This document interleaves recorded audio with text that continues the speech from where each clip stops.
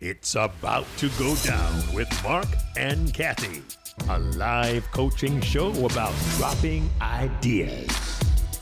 Marc and Cathey coach and have conversations with brilliant idea creators who are reimagining the world through the expression of their words, thoughts, and action. Hey, everybody. I'm Cathey Armillas. And I'm Marc Williams, and it's most definitely about to go down. We have today, I am so proud. I am a proud former teacher of this gentleman right here, this juggernaut right here, Mr. Babenko. Oh, man, let me tell you something.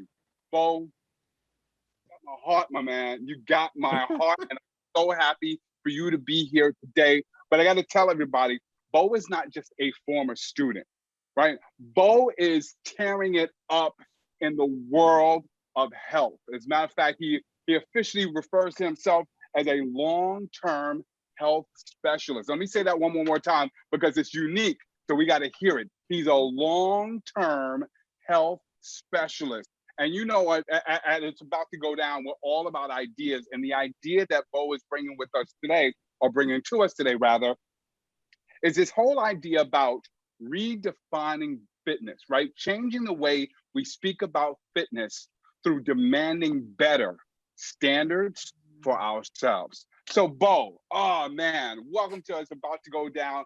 Tell us a little bit more about this idea and what inspires you to get this idea out to the world.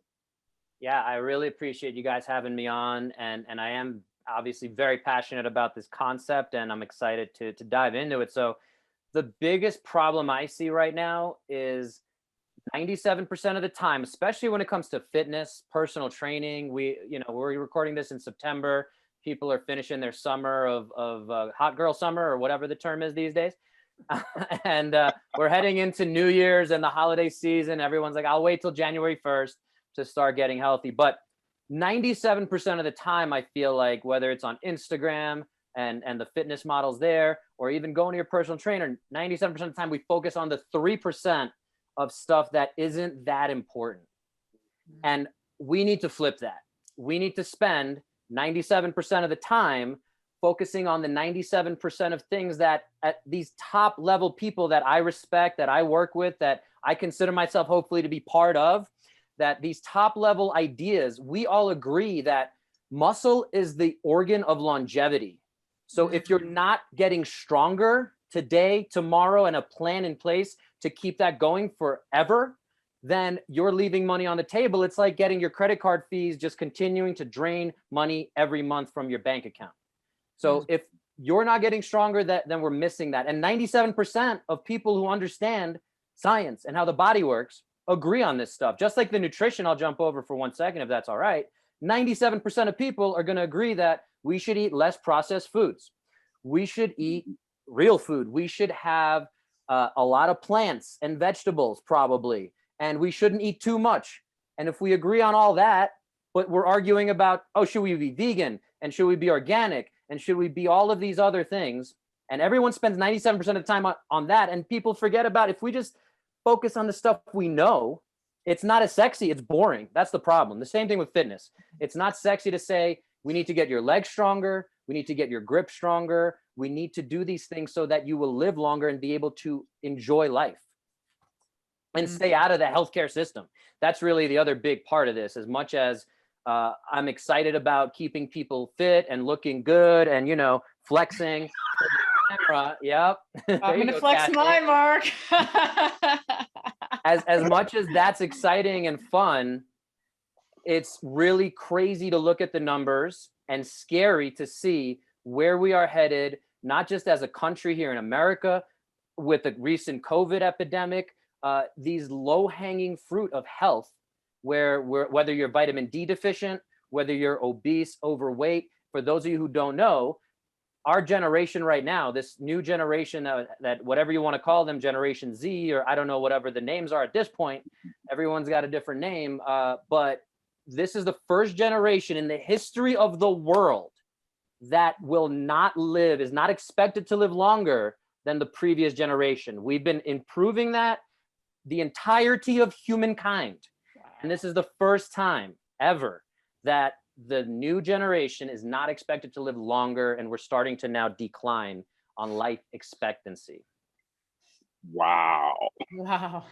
It's a scary thing. It's a scary thing.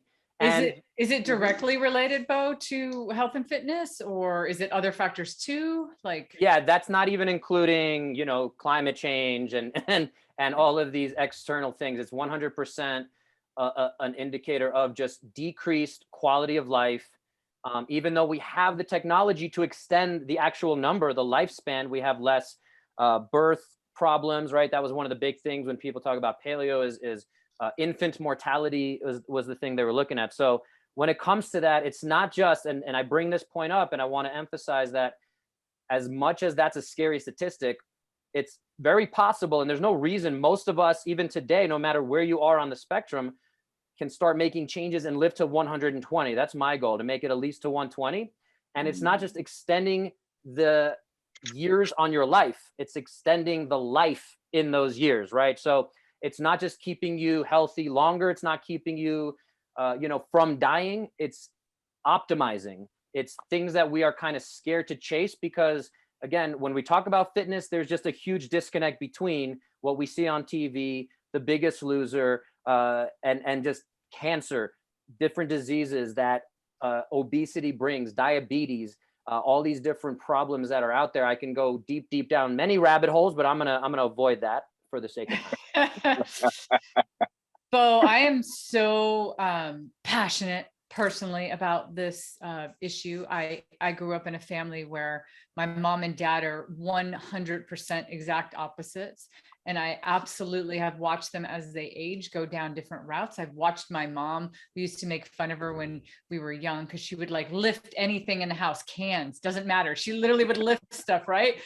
She'd be up every morning really early and she's taking care of herself. And my dad was not, like spending all this time on the computer. And I noticed that by the time people get even into like their mid years, you don't even have to wait till you're 60, 70, 80, 90, that there is a huge shift in the quality of life. So I'm really, really excited to be talking to you about this. And in fact, I have a fun little story for you, Bill, and then I have a question for you.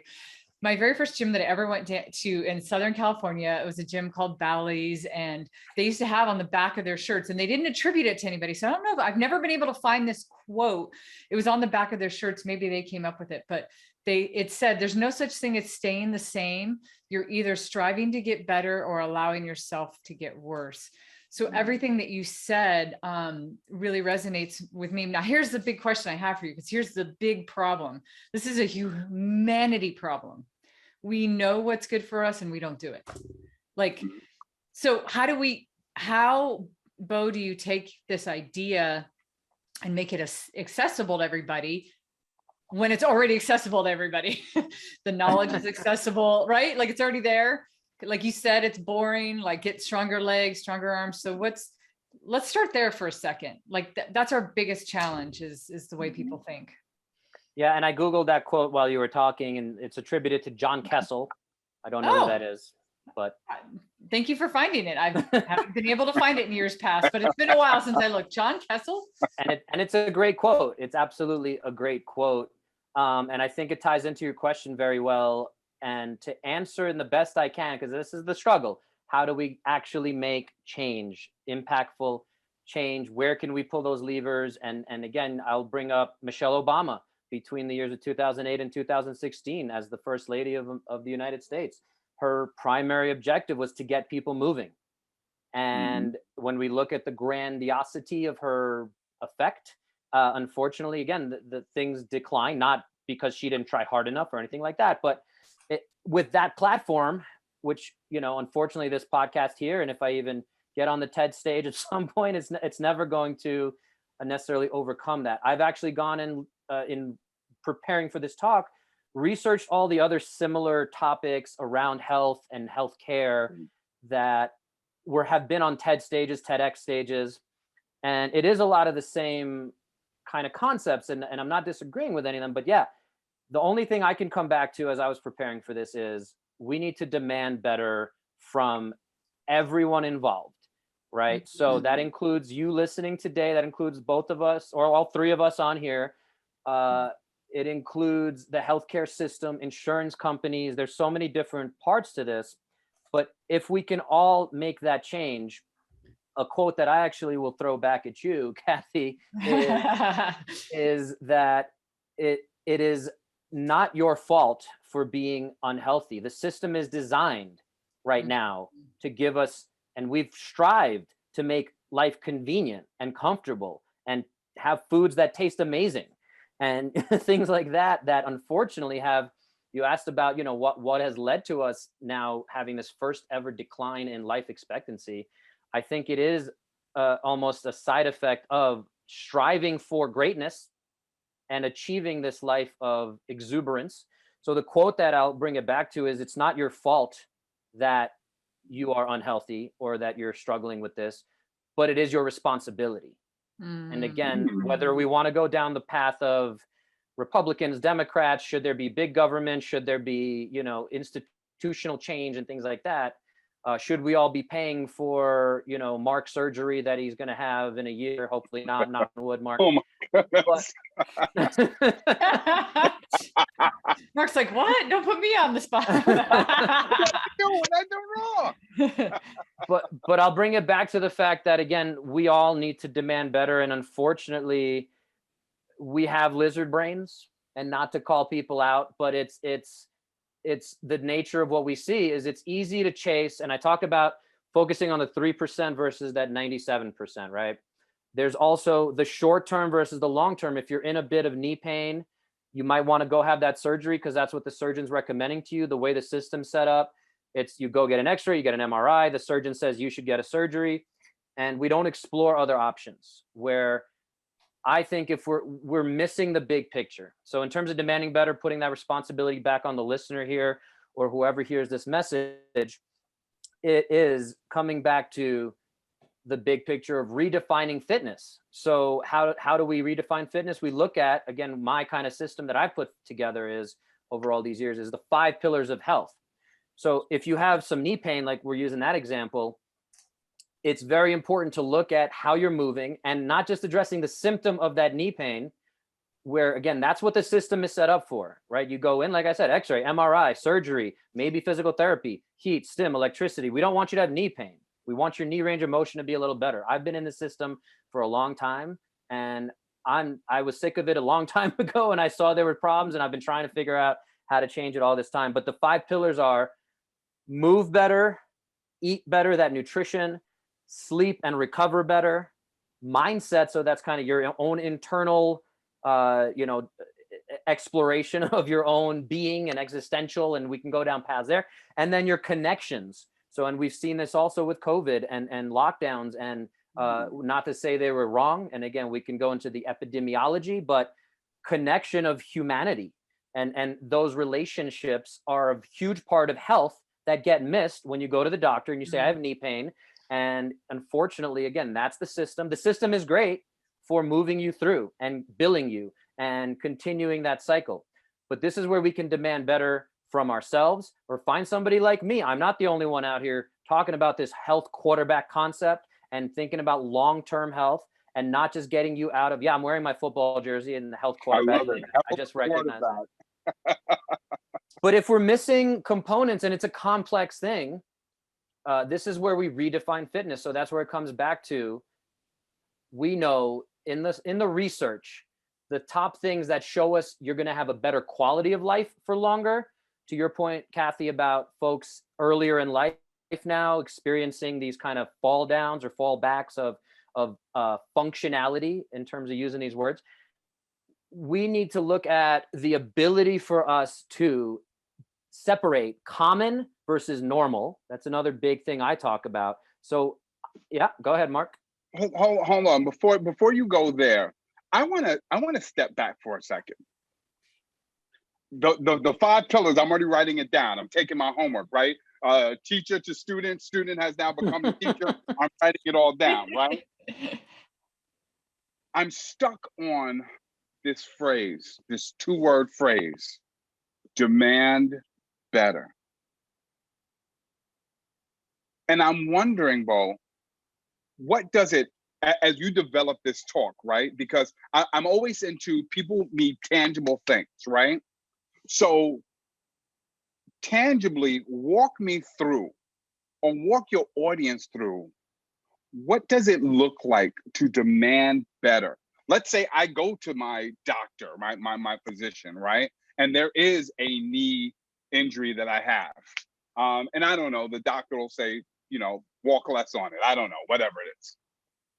What does it look like? Because if I'm in your audience and now I walk out and I go to my physician or I go to my dietitian, I don't know if it's talking stems, I don't know if it's questions, I don't know if it's reading up on something, but walk us through what exactly it looks like or sounds like to demand better. My simplest answer I can come up with for that is to find, again, somebody talking about these big picture concepts and educating yourself, becoming an educated consumer, just like we do with finances, right? If you're somebody who has a steady salary and you have a 401k and you're investing your money somewhere, you find a specialist that is managing all of that and you trust that specialist. You don't necessarily need to understand if they're putting their money in low risk or high yield and cryptocurrency and all this different stuff. I don't understand half of that stuff, but I'll readily admit.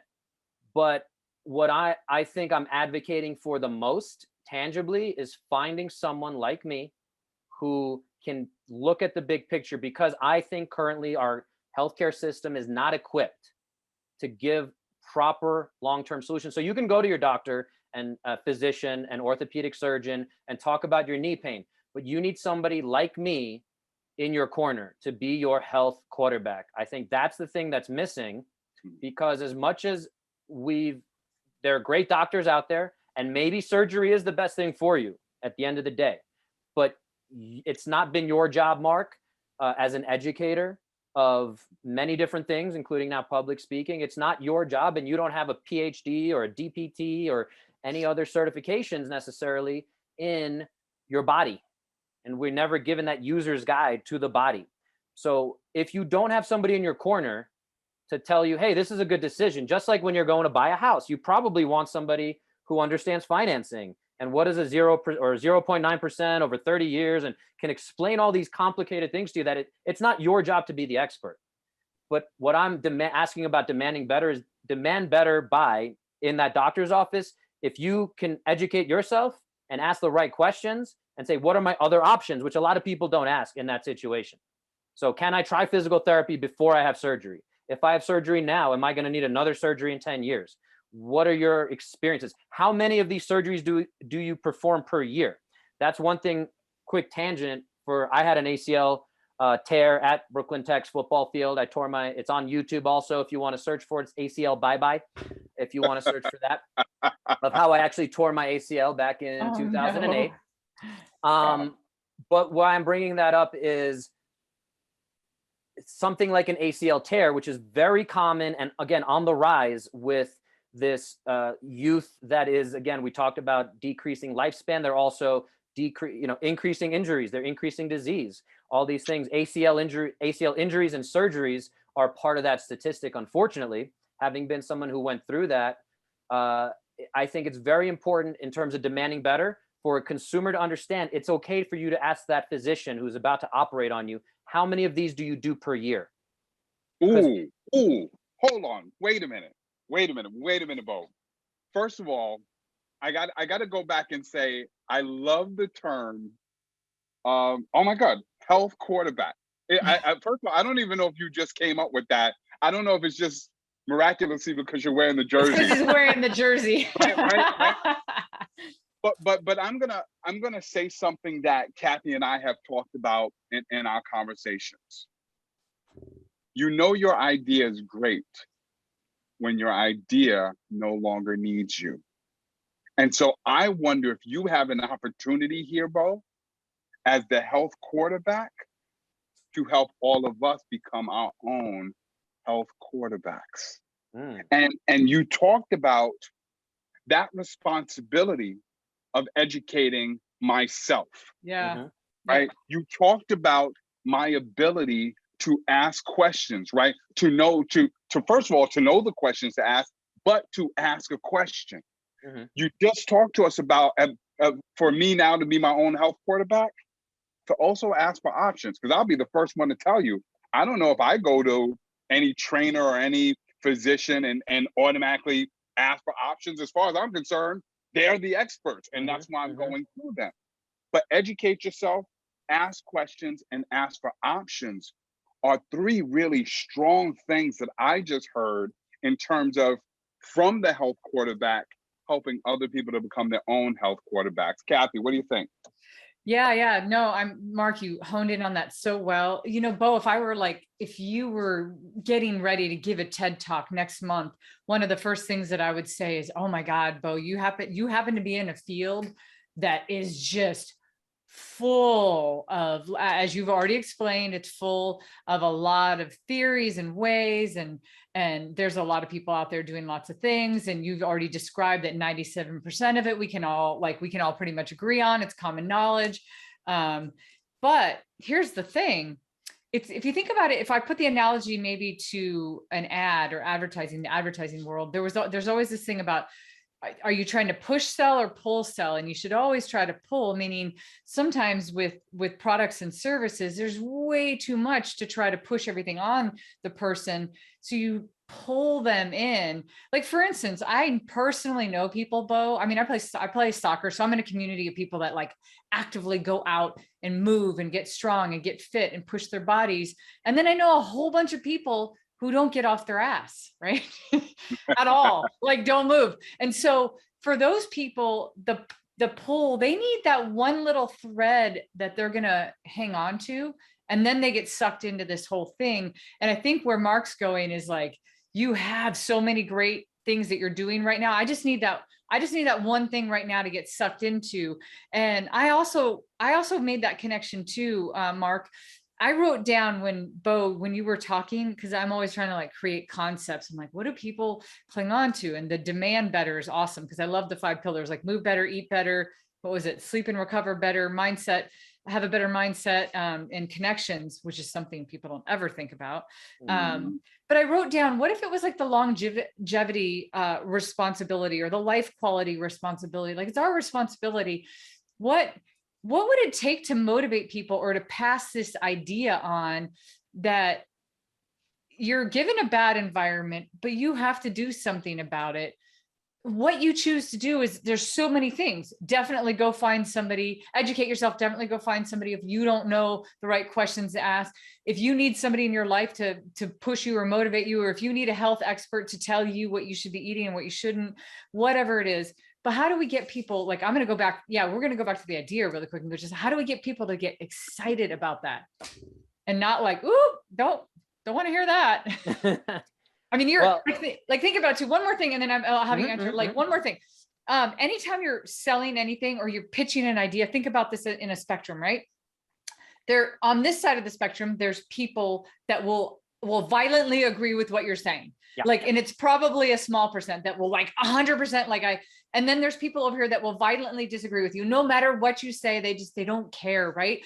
I always think it's the people that are in the middle, but even the people that are in the middle, like maybe even further away, that if you can reach them, you can reach everybody. Like, you should never speak in language that these people will 100% agree with, because they already agree with you. So it's like, how do we talk to the people that wouldn't normally hear what you're saying and go, that clicked for me, I got to do it. I got to be better. I got to demand better. I got to take responsibility. So anyway, let's go there. What do you think, Bo? So yeah, a couple things. Obviously, yeah, I apologize because there are so many things I'm jumping around and I don't have my own message. And again, I really appreciate you guys helping me hone in on that message. One thing that really came up with me I'm taking a bunch of notes, and I won't even pull the paper up because it looks like crazy people things happening. Beautiful mind type stuff of Russell Crowe there. But I want to bring it back to Marc's question a few questions ago about what can you do. So one other really big concept, and also hopefully tying into Cathey's question here of how do we hook them, is before you take any pills, I bet you there are some skills. Ooh. So Yeah, I'm gonna, and I know you guys love the rhymes and everything. So Love the catchphrases. all the catchphrases. So I'm gonna give that credit to a friend of mine up in Maine, called Physiology First is their company, and it's skills before pills. So a skill that they argue for, and I'm gonna totally jump off of onto their bandwagon or ride that ponytail, whatever the term is, is we should almost be giving out breathing licenses before we give out driving licenses, because again, we don't have this user's guide to our human body. We don't understand our own physiology. So why are we setting kids up? And they, one of their big missions is to work with high school age children who get diagnosed with ADD, ADHD, and they're very quickly given pills to control that, rather than saying, hey, we're going to put you in an ice bath and you're going to learn to breathe and you're going to be very present. And you're going to learn that skill and how that's going to now transfer over to when you're sitting in Mr. Williams' English class and he's boring you with some anecdote from 1996 and nobody wants to hear it. Oh my God, did it happen? But seriously, all jokes aside, like I think there's a huge, I don't know, I'll leave it at that and ask if how you guys think about or feel about incorporating skill versus pills in that hook of what we're talking about. The one other thing real quick, if I can leave that right there hanging.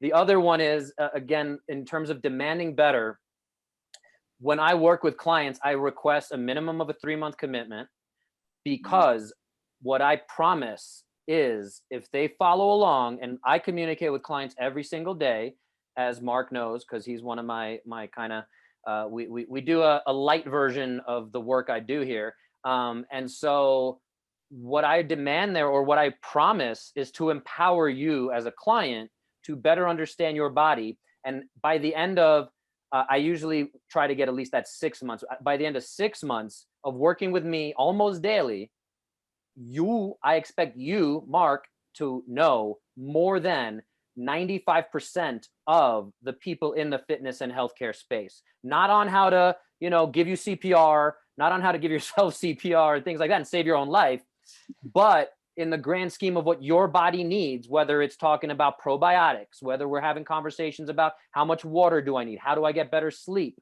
all these different things, mindset, connection. I want to deputize you. So the demand better is allow me or someone like me to deputize you. And if you're working with a personal trainer and they're getting you, they give you these burn workouts and you're doing the P90X or Peloton online, which are all very popular. Unfortunately, my criticism there is they're not setting you up for long-term success. There's no empowerment, and you're not understanding your movement practice, which is not just, I did some Peloton and I exercise 4 times a week and I feel pretty good and I play soccer like Cathey. I actually understand why my legs started to hurt, and I have the tools and the skills to now deal with that. Or I just got in a fight with my significant other and I'm pretty stressed out and I feel my heart beating pretty strongly. I can breathe through that. I need to take a moment and I'm going to breathe through that, and I'm going to show up better into that situation because I'm deputized, because I'm empowered.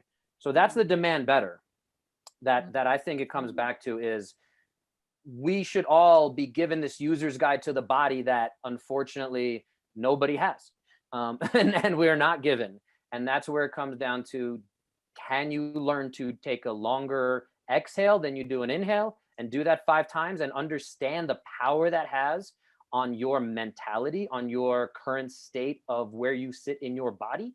I think there's some really powerful stuff there. Again, I don't want, I turn this into trying to preach and like you're saying, how do we get people hooked in? So I'm going to stop there because I can keep going obviously for hours and hours and hours. Well, listen, Bo, it's clear how passionate you are about this topic. And I think that's why you're good at the work that you want to do. And I think that's what gravitates you and pulls you to a TED stage to deliver this talk. One thing or 2 words that I keep hearing from the very beginning, even introducing you as a long-term health specialist, is longevity. And I also keep hearing the word responsibility, right? Whether I become my own health quarterback, whether I get deputized, I keep hearing that my longevity is my responsibility. And I keep hearing that. And I think that there's something to be said there.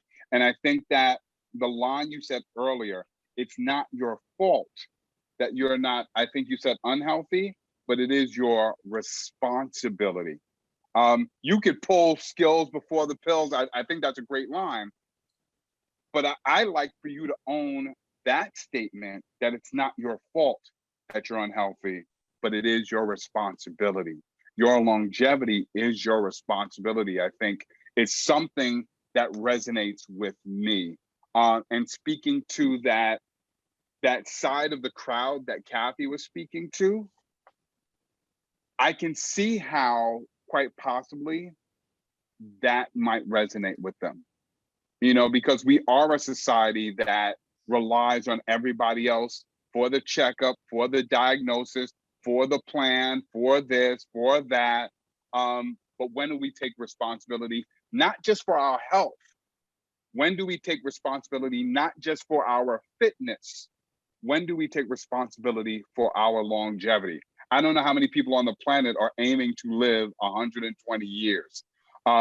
Wow, imagine if more people were sticking around for 120 years. I'm like, I want to be 100, and then he imposed like 120. I was like, damn. Well, I got to tell you, I read this book once. I can't think of the author right now, who said that the human body is actually designed at its greatest potential, could last 150 years. But it's all these things that we're not doing that Bo is talking about that shortens that lifespan. Go ahead, Cathey. I cut you off. What were you going to say? No. You're good. That's incredible. That's incredible. Because if I live to 100 or 120 or 150, I want to get there in the way that Bo's talking about, which is I want to be healthy. And I don't want to, I actually personally, I'm just one of these people. Maybe I'm a fatalist, but I don't want to be 90 if being 90 means I can't do anything. I just don't. That's not a good life. So Bo, I think that your biggest strength is your biggest weakness in this area of like for instance, I'm just going to use the TED Talk as an example. I feel like it's a window into the world of all the people that aren't doing that you're doing, or that what your clients are wanting to do. And I think you have so many people you can reach in such a genuine and authentic way. And I think people are getting sold a lot of snake oil and the new fad. And I think you're the real deal. So my thought, if I was coaching you for a TED Talk, is I would be like, simplify the hell out of it. Like you're saying some things that it kind of reminds me sometimes when you go and you listen to somebody talking I don't understand 90% of what you're saying. Talk to me like I'm 7, but I think what would be really much more emotionally compelling is that you already have a bunch of great structures. You have skills before pills, which I think could be a great catchphrase. I mean, you have the whole responsibility, you have longevity, you have the whole structure and concept of the demand better and be better, which I think if you were to put them on a ladder, which ones what order would they be in? If for me to get on your ladder, step 1 might not be better, demand better. I might not, but that might be number 5. So I would ask you to really hone in on what number 1 is, that one that will open the door, and then support the hell out of that with great stories. Like come up with good stories about that. Tell us about the 80-year-old that lived their entire life, eating crappy. And then at 80 decided to be better, decided to go through 5 pillars with you, or, you know what I mean? I don't know. How do you feel about that, Marc? Kind of my mind is like, people get overwhelmed, especially in the space of like personal, health and fitness.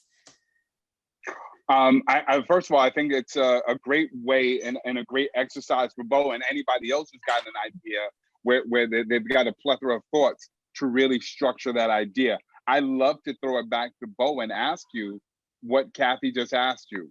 If you could choose that one rung on the ladder for all of us to start with, and if we could get there, the door will just widen up. What would be that first thing? First client walks through the door. says, Dr. Bo, tell me the first thing I need to do. And you say, it's the same question you kind of posed to me, Marc, when you were on my podcast, Bono Stuff.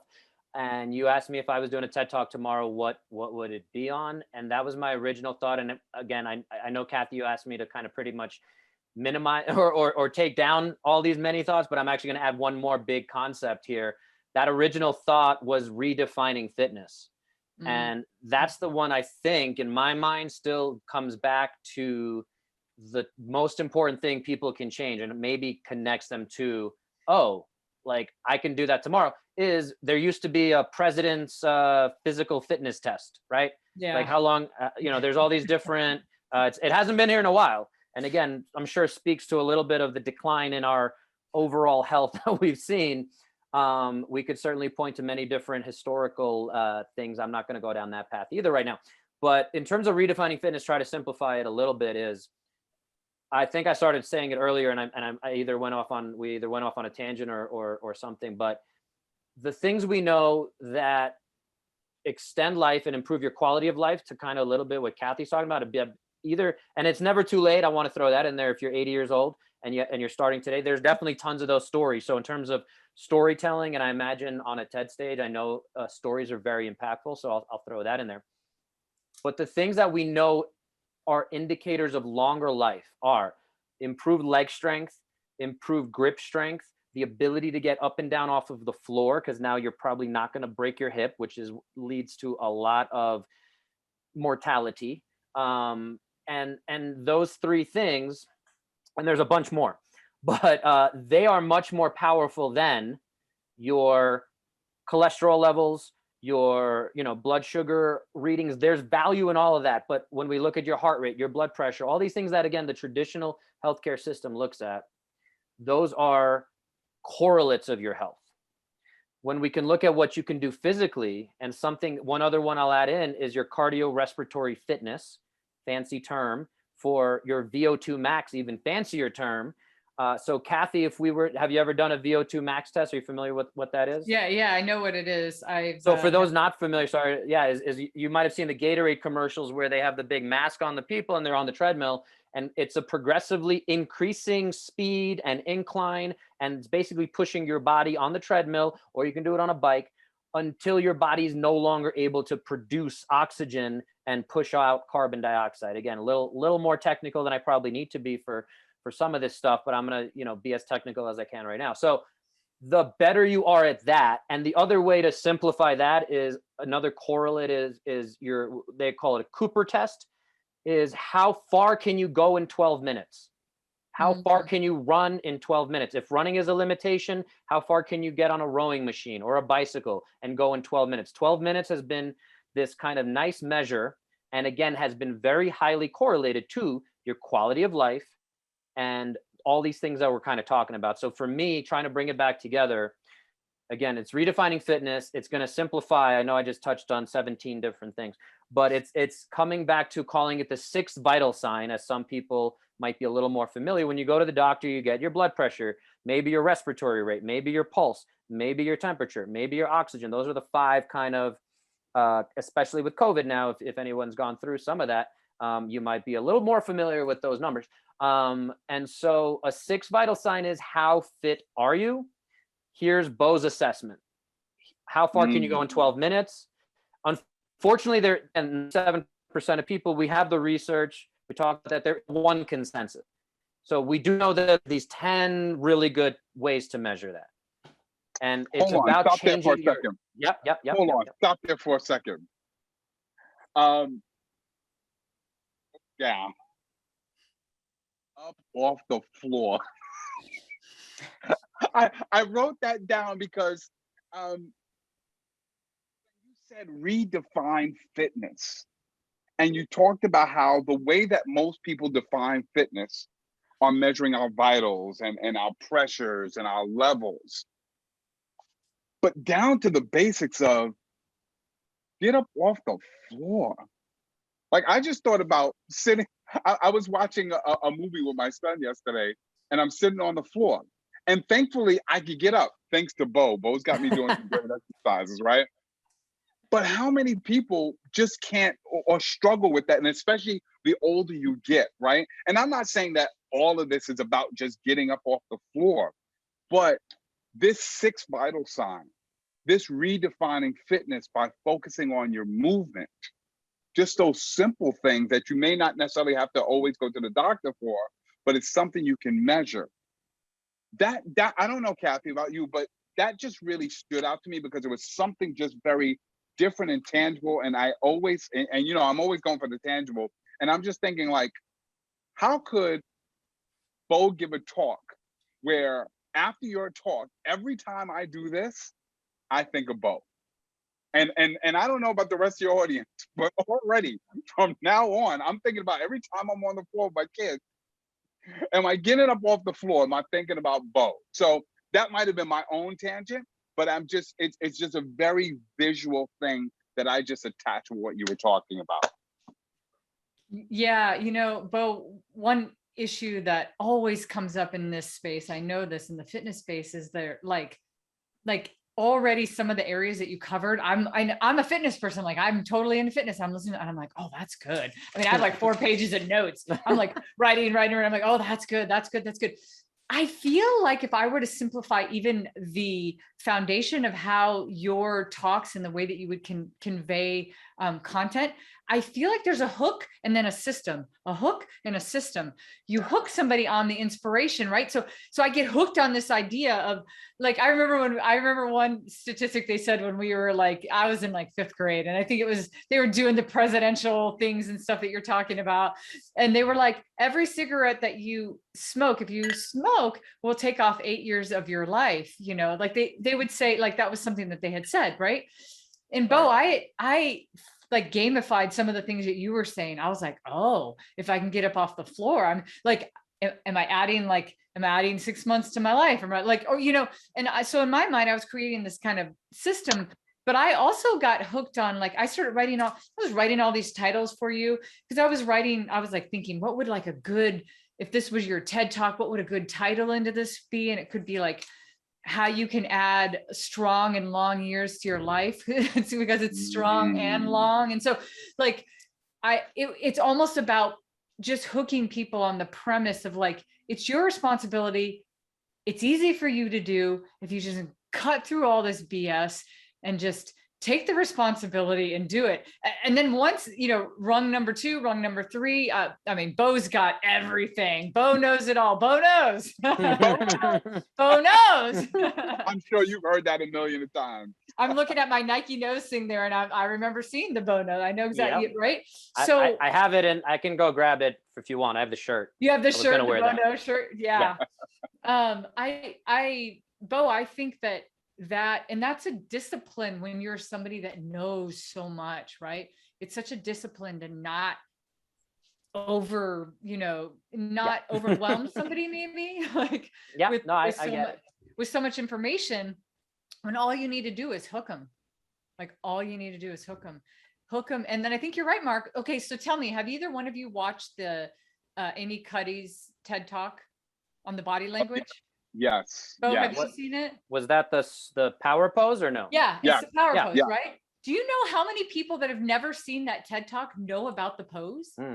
And if you follow her work, do you know how much work she talks about? I mean, she's a professor at Harvard. Like she has a lot of other theories. Her books are full of it. And at the end of the day, that was like the biggest thing in her TED talk.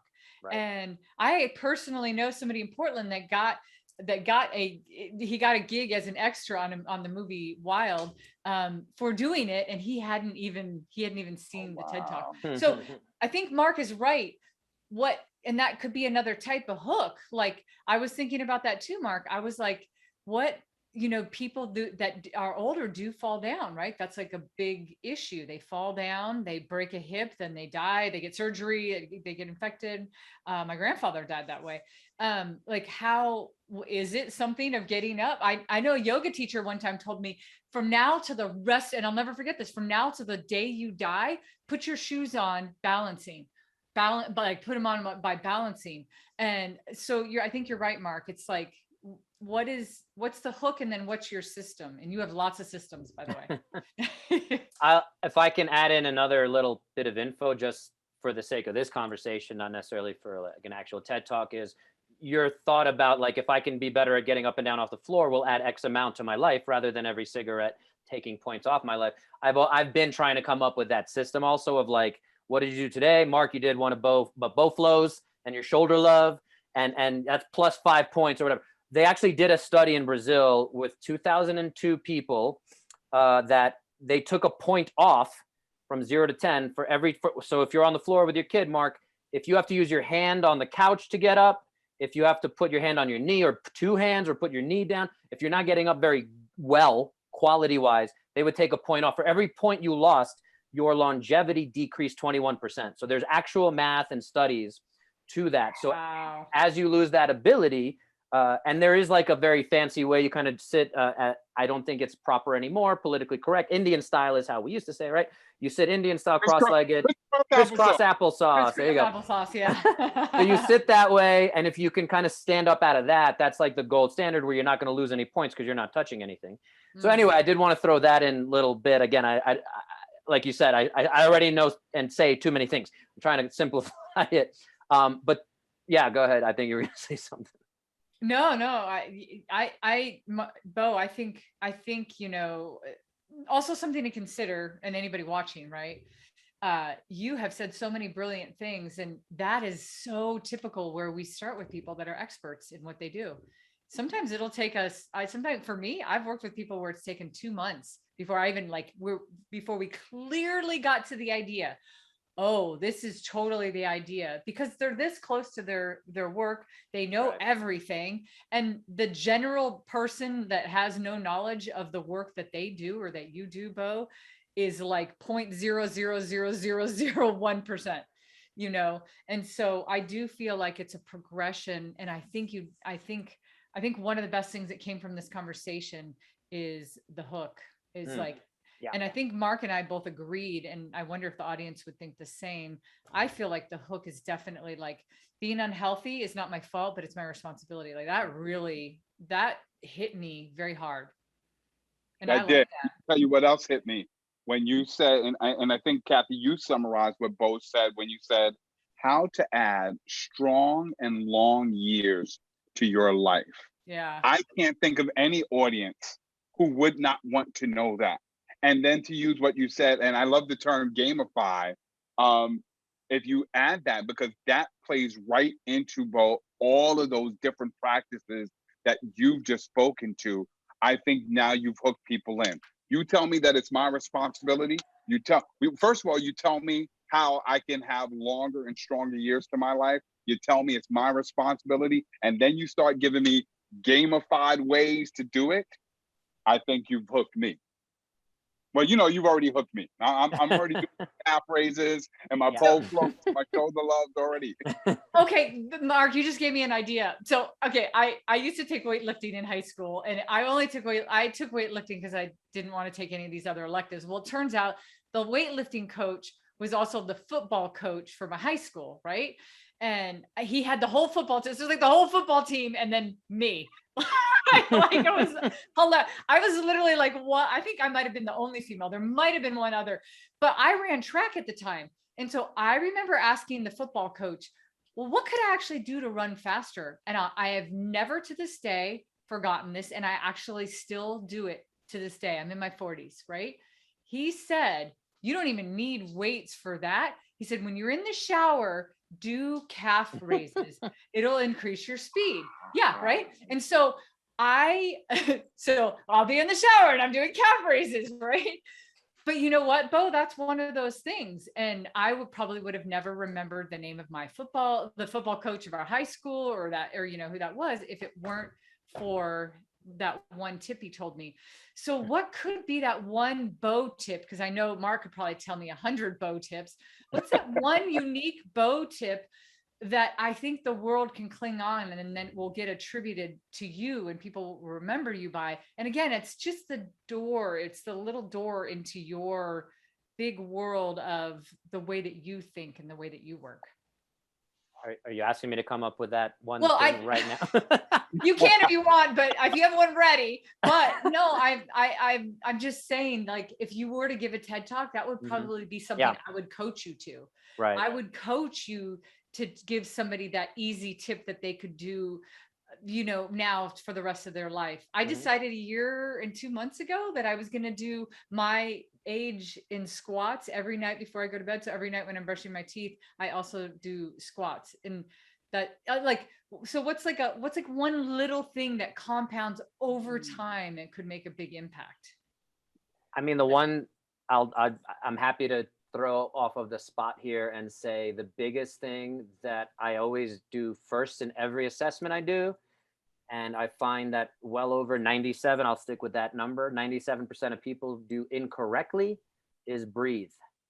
And we talked about it, skills versus pills and everything. Is right now, you guys, if you can do it too, as you're right here talking with me, is take a deep breath in through your nose and pay attention to if you're breathing into your chest. Cathey, you're breathing into your chest, so you're doing it wrong, like 97% of people. Sorry to call you out on that. No, Marc, it's good. Marc's a little harder to see because he's not on the big screen for me. But again, we've done some work, and hopefully if you've done some of that crocodile breathing and things like that, you should be able to take that big breath, and you can put both hands on your belly and breathe in, try to breathe deep into your belly so that you can expand your belly like you're pregnant. And again, most women do it wrong because no woman wants to stick their belly out in public. I understand that. I totally get it. The fact. And the majority of the only people who do this properly are performers. And I'm going to shout out Brooklyn Tech, where Marc and I met, where he was my educator, and Coach De Benedetto, who is a very infamous football coach. You mentioned your coach there, Cathey, and he was also the chorus teacher and our football coach. So, and he was also infamous, I say, for throwing chairs at people and things. And he was a very football coachy kind of chorus teacher, but he understood that power for the athlete and now the human of breathing into the belly. So I still remember back in high school and not understanding it fully until I got to, my doctorate in physical therapy and putting the dots together of, oh, Coach De Benedetto, Debo, as we called him, he understood this. And like, this was a really powerful, potent thing. And maybe I haven't been doing it for the last 10 years, but now I'm like, yeah, he was onto something. Every performer knows this because that's how they can enunciate better on the TED stage or on the Broadway stage. And it's being able to use your diaphragm and breathe deeply into your belly, and use that ability to, again, project, and again, to control your physiology. So that's a whole nother aspect to it where you can run faster too if you do all that. Wow. See, so that's I love that. I know. I'm gonna give you a clap too.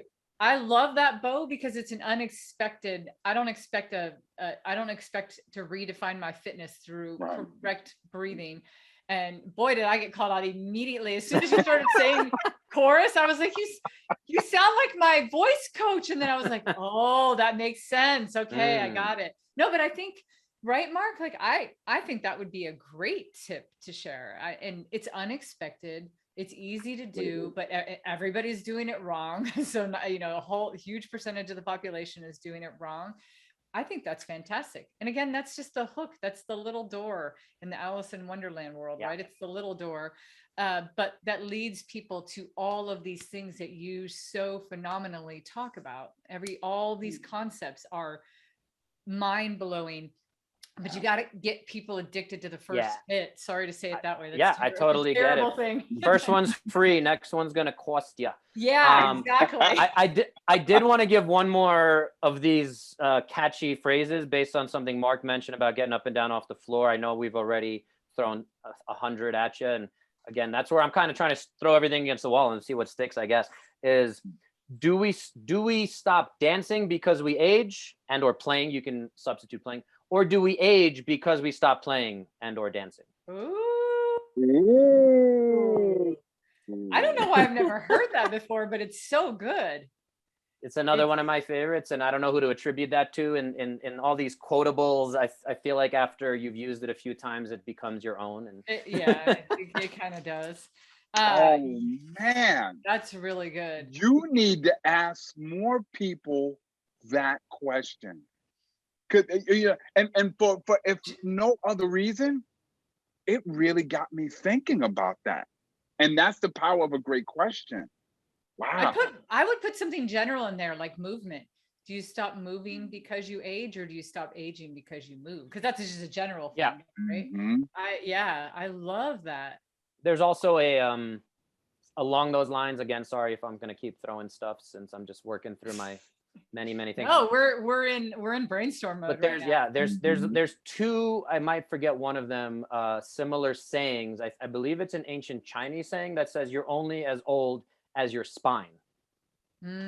Because once you start having back pain and crouching, and that's it. Or again, I think there's another one that's you're only as old as your joints, something like that. But again, in terms of a hook and powerful thing like that, I think there's a lot there that again ties into a lot of the concepts we're talking about. And again, I feel like as we're talking, I there's about 700 concepts that are like, oh yeah, I didn't mention this one and this one and this one. Yeah. Yeah, but they're all under the umbrella of adding strong and long years to your life. Yeah. So I would say you don't feel at this point that you've got 1,000,001 different ideas all going all over the place. But you do have an umbrella. And I think that's the umbrella that ties everything together. And all you need to do is present that umbrella and then have people keep coming back for more and more gamified actions that they can do. Bow tips. I like that one, Cathey. Bow tips. Hey, real quick, Marc, are you the only one sitting down of the three of us right now? Yes. Ooh, busted. I know I'm on my like. Man, Cathey, you aren't breathing correctly. I'm sitting down. Look what I have, Bo. Ooh, fancy.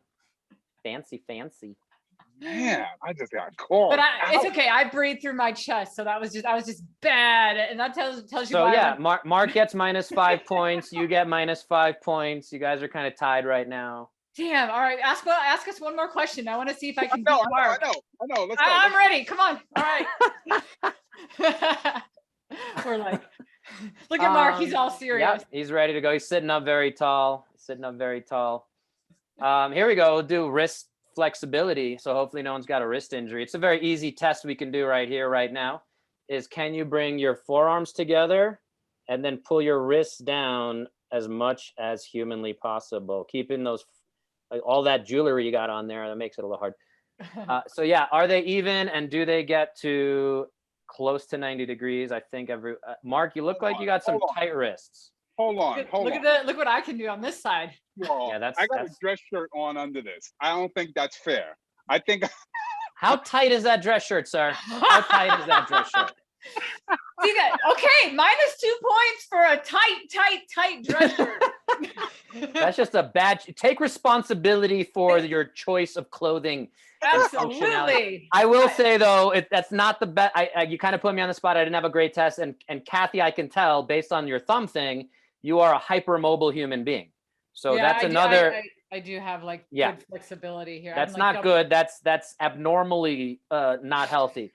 And so, but again, in an assessment, which is another one of those things that like I would be a call to action of like, you should get assessed, and somebody should tell you, Cathey, that because you're hypermobile, you actually need to strengthen a lot more. I'm actually hypermobile myself. Like my elbow goes past past 0 degrees. So I have some of that too. That's one of the reasons I strength train. Marc, you're a little, whether it's your shirt or your actual wrists, you're actually a little tight. So now the individualized, and this is one of the other, like I said, I had 100 other things.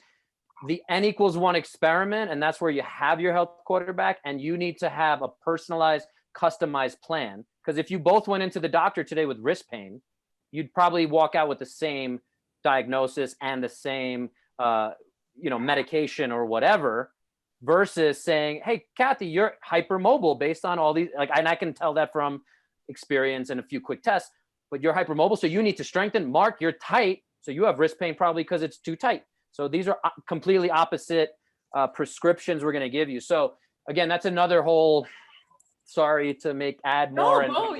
Bo, what you showed too, I could see you standing on a stage making everybody do this.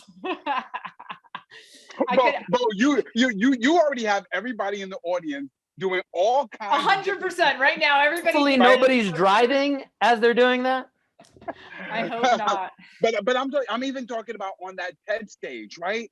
Or a large group training and getting everybody to breathe, to get everybody to do that, to get everybody to do all these different things. And the fact that you can assess it that quickly and make that point, that was powerful. What if you do a 3-point just bow test, right? And like one of them is I've been working to come up with something like that. I right now it's 21 points, but yeah. Well, no. This would only be for your speaking, Bo. I gotcha. Yeah, just to like, I know I don't want to I'm not trying to tell you to do something that would you're like, no, there's all these other things you need to consider. It's just things that get us to connect with you. Because you're right. When nobody has ever told me this, Bo, but I'm really flexible, and in soccer I can flex. But you're right. It's bad sometimes if I over flex. What do? I get hurt. So, but that's something I've never connected before. So, what are these other things that people don't think about? They don't think about how they breathe wrong. They don't think about how far their wrist can go, whether they're wearing super tight shirts or not. So, all right. Well, I'm gonna have to cut that there. We've had way too much fun. What I'm gonna do is I'm gonna ask you the big question, Bo. We've went in a million different directions, but we kind of started, with redefining fitness through demanding better, and then we talked about a lot of other things. What's kind of, for the sake of our show, how has your idea transformed in your mind, or what have you gotten out of today's conversation? I really do appreciate the you guys throwing back to me the strong and long years to your life, adding strong and long years to your life. That's what I have the biggest circle around, and gamifying it. Those are definitely directions where we're talking about the hook and taking these, like you said, a million different things and trying to bring it into a more cohesive, clear message. So I really appreciate you guys taking the time and bringing it to that. And that's what I took away. Thanks, Bo. And, Bo, for anybody watching, I have seen some of your videos and your content, and it's fantastic. So please tell people the best place to find you and to catch some of your content. YouTube is a good place, and you could just search for Dr. Bo, spelled out Dr. Bo. Instagram, I'm Dr. Bo Babenko. And then my company website, which I didn't even touch on today, is fitcarephysio.com. That's as in fitness, healthcare, and physiotherapist, a combination of all that, where if you care about your fitness, redefining it and all that, you can avoid the healthcare system. And yes, you care about your fitness, you can avoid the healthcare system. So fitcarephysio.com is my website, which is under redesign as of today, but it's still available, and you can contact me through all that. Awesome. Well, please reach out to Bo. He is amazing, as you can tell. We already did a couple tests today. If you would like to reach Marc and I, you can reach us at it'sabouttogodownshow.com. And we have a new thing to put out there to our audience. Marc and I were talking about it the other day. We know that there's some people out there that just don't want to talk about their idea in this public space, or maybe they just never thought about it. They have this great idea. If you know somebody that's doing something amazing and they should be on our show talking about an idea, reach out to us, because the connection, that was Bo's, one of Bo's pillars, right? The fifth one, connection is the way to go, right? So with that, it's a wrap. Thank you, Bo, for being on. And I can't wait to hear your TED Talk. And thanks for being on It's About to Go Down.